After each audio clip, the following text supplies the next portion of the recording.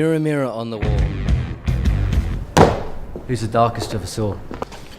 James, what on earth are you doing here? Dean Chris, such a pleasure to meet you, sir. My name is Ada Bronze, and your speech was so inspiring.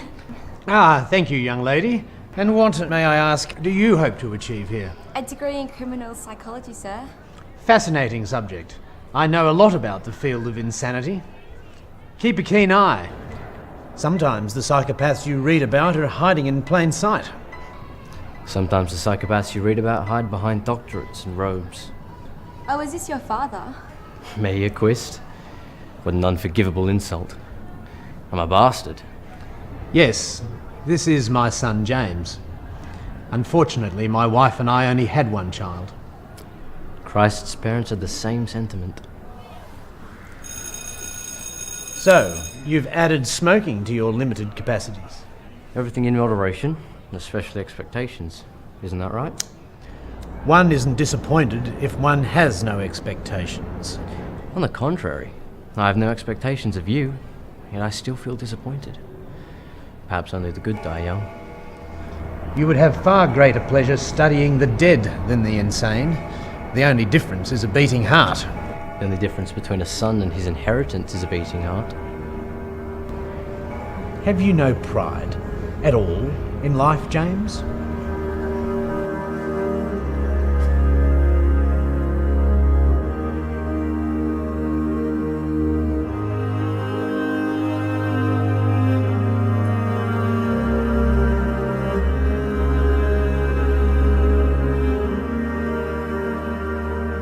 Everything in moderation. God told Dad all the time. Stories in moderation. Sugar in moderation. Children in moderation.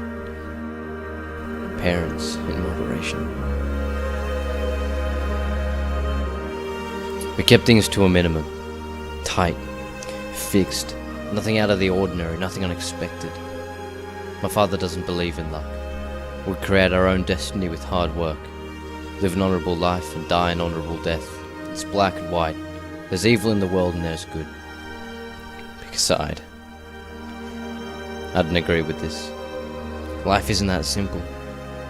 We're all born with the potential for good and evil, and it's a simple matter of circumstance that decides which is the greater and which is the lesser. My father judges a man by his accomplishments, whether his shoes are shiny.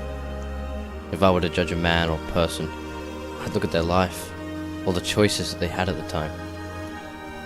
But hey, why judge it all? Look at history for the answers. Who and why were the 7 deadly sins created? The 7 deadly sins weren't devised to prevent us from heavenward-bound destruction. They were created to highlight the fundamentally pre-existing human flaws inherent in all of us. According to this historical doctorate, we're all potentially damned. You just can't help yourself, can you? You're getting worked up over nothing. Nothing! It's my boyfriend. You can't keep your bloody hands off him. You've seriously got jealousy issues. We were just chatting, Abby. Tori, look in the mirror. It is you who's jealous of anything good in my life. Not only are we all capable of committing the 7 deadly sins, we witness them on a daily basis. We've become so accustomed to them that we don't even know they are a part of human nature. We are capable of stealing if our need was great enough. We are capable of killing if we had no other choice. It's about situations and circumstance. We have to accept the good, the bad and the ugly. Oi mate. You wouldn't happen to know what irony is, would ya? Irony is you, mate. Look at you, stunning your ass off to earn money and enjoy what? The same things that we get to without a freaking degree? Please. I think the irony is that on your day off you'd come to an educational institute. I think your parents had more of an impact on you than you'd like to admit. We are fascinatingly egotistic. Survival of the fittest. It's a perplexing derision, I think. Survival as a whole or as an individual. And who gets to determine fittest these days? What defines normal? What are the boundaries of need and want? Mom, I want another ice cream. No, you've already had one today. You're just being greedy. Then can I have one after dinner? No. It honestly wouldn't take much to care for the human race, in the broadest of terms. And yet, in some twisted, ironic Robin Hood mimic, It isn't taking much to run us tooth and nail into a lonely, hungry abyss of soulless abandonment. Look, I don't care what it costs, just buy it. I want it. Mate, I need some change. Come on, hurry up. Come on, hurry up, I'm in a hurry. Just hang on a second, will you? I need 10, mate. Come on, that's 8. Unbelievable. My father taught me that there is evil in the world, but he was wrong. The world is good. The evil's within us. I, like many, were educated from a young age by storybooks that spoke of evil witches and savage wolves.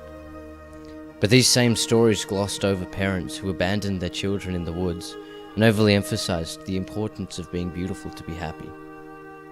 The wolf was simply a hungry animal, and the witch didn't conceal the fact that she was an ugly witch. These storybooks taught me about the way the world worked, and that evil and good is everywhere and in all of us. Just as a hungry wolf can kill for a meal, a hungry parent can abandon their child in a wood. Fee, fi, fo, fum. Once upon a time, the mirror, mirror on the wall was all the better to see you with, my dear. Because a lie just keeps on growing and growing till it's as clear as the nose on your face. So in the end, they all lived happily ever after, knowing that a boy who won't be good might just as well be made of wood.